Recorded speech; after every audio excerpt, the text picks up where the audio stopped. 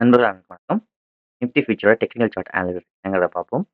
So நாளைக்கான வியூஸ பார்க்கறதுக்கு முன்னாடி, நேத்து என்ன சொல்லியிருந்தேன், இன்னைக்கு என்ன நடந்திருக்குங்கிறத பார்த்துட்டு, நாளைக்கான வியூஸ்க்கு போவோம்.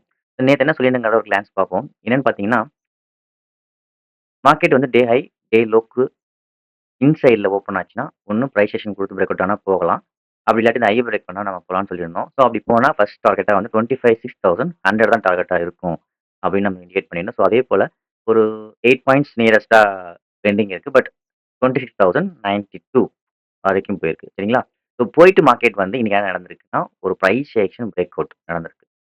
ஸோ இப்போ மார்க்கெட் வந்து அகைன் இப்போ வந்து பை ட்ரெண்ட்லருந்து சேஞ்ச் ஆயிடுச்சா? இல்லையாங்கிறத நம்ம செக் பண்ணுவோம். ஸோ நம்ம நேத்து வேவ்ஸ் நம்ம எதிர்பார்த்த மாரி இந்த ஹை பிரேக் பண்ண பிறகு 26,020 பிரேக் பண்ண பிறகு 26,100க்கு நியரஸ்ட்டா ரீச் ஆயிருக்கு.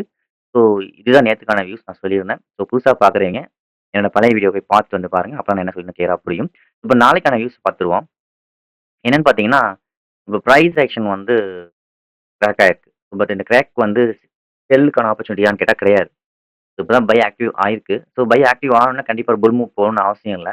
ஸோ இங்க வந்து அக்குமுலேஷன் நடக்கலாம். சரிங்களா? ஸோ 2 விஷயம் இருக்கு. அக்குமுலேஷனும் நடக்கலாம், டிஸ்ட்ரிபியூஷன் நடக்கலாம். ஸோ இந்த இடத்துல எந்த லெவலுக்கு மேல பிரைஸ் ஆக்ஷன் பிரேக் அவுட் ஆகுது அப்படிங்கிறத பேஸ் பண்ணி தான் அக்குமுலேஷன் நடந்துட்டு இருக்கா அல்லது டிஸ்ட்ரிபியூஷன் நடந்துட்டு இருக்கா நம்ம செக் பண்ண முடியும். ஸோ இப்ப லெவல் என்னங்கிறத பார்த்துருவோம். லெவல் பார்த்தீங்கன்னா, இம்பார்ட்டன்ட் லெவல் வந்து பார்த்தீங்கன்னா 26,020. ஸோ 26,020 அப்படிங்கிறது ஒண்ணு இம்பார்ட்டன்டான ஒரு பாயிண்ட், பிவோட் பாயிண்ட்னு கூட எடுத்துக்கலாம். ஸோ 2 டேஸ் ஓட range 26,020.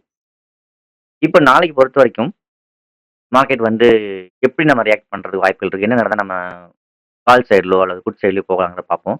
So first of all வந்து நாளைக்கு வந்து பிரைஸ் ஆக்ஷன் 26,020 இந்த ரேஞ்சுக்கு மேல பிரேக் அவுட் நடந்தா, அகைன் மார்க்கெட் வந்து 26,100க்கு போயிட்டு, அதன் பிறகு மார்க்கெட் 26,260க்கு போறதுக்கு பாசிபிலிட்டிஸ் இருக்கலாம்.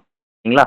ஸோ நாளைக்கு நாம என்ன எதிர்பார்க்கலாம்னு பார்த்தீங்கன்னா, 26,020க்கு மேல market price action pull back ஆயிட்டு, கால் சைட் போறதுக்கான பாசிபிலிட்டிஸ் இருந்தா, பிரைஸ் வந்து அகைன் மேல வந்து பிரேக் அவுட் நடக்கும். ஸோ இப்படி நடந்ததுன்னா, நம்ம வந்து என்ட்ரி கால் சைட்ல ஃபோக்கஸ் பண்ணலாம். சரிங்களா? ஸோ அதுக்கான ஃபர்ஸ்ட் லெவல் அகைன் 26,100 நெக்ஸ்ட் பார்த்தீங்கன்னா 26,220 சாரி 260. ஸோ ஒருவேளை மார்க்கெட் வந்து price action upside breakout நடக்கல, 620ல வந்து நமக்கு கால் சைட் ஃபோக்கஸ் பண்றதுக்கான வாய்ப்பு குடுக்கல, டவுன் சைடு ஆக போகுதுன்னா, பிரைஸ் ஆக்ஷன் வந்து 26,020க்கு கீழ டவுன் சைடு பிரேக் அவுட் நடக்கணும். ஸோ இப்படி நடந்தால் மார்க்கெட் ஒரு செல்லிங் நடக்க சான்சஸ் இருக்கு. ஸோ ஞாபகம் வச்சுக்கோங்க. ஸோ 26,020க்கு மேல பிரைஸ் ஆக்ஷன் பிரேக் அவுட் நடந்தா 26,100 ஃபர்ஸ்ட் டார்கெட் ஆகும். 26,260 செகண்ட் டார்கெட் ஆவும் இருக்கும். ஸோ இது நாளைக்கு நடக்கணும்னு கட்டாயம் கிடையாது. அதே போல ஒருவேளை 26,020க்கு பிலோல பிரைஸ் ஆக்ஷன் பிரேக் அவுட் நடந்துச்சுன்னா, ஃபர்ஸ்ட் டார்கெட்டா வந்து 25,910 ஃபர்ஸ்ட் டார்கெட் ஆகும். 2வது டார்கெட் பார்த்தீங்கன்னா, கொஞ்சம் லாங்ல இருக்கு. ஸோ அந்த டார்கெட் போறதுக்கான பாசிபிலிட்டி இருக்காங்கிறத பார்ப்போம். ஏன்னா வந்து கேப் இருக்கு ஃபர்ஸ்ட் விஷயம். ஸோ கேப் இருக்கறனால பாசிபிலிட்டிஸ் வந்து ஃபர்ஸ்ட் டார்கெட்டா வந்து நம்ம வந்து 25,910க்கு பிறகு 25,830க்கு போறதுக்கு பாசிபிலிட்டிஸ் இருக்கு. சரிங்களா? ஸோ அத ட்ரா பண்ணி காமிச்சேன். ஸோ கேப்புமே வந்து எப்பயுமே ஒரு ரெசிஸ்டன்ஸ் சப்போர்ட்டா ரியாக்ட் ஆகும்.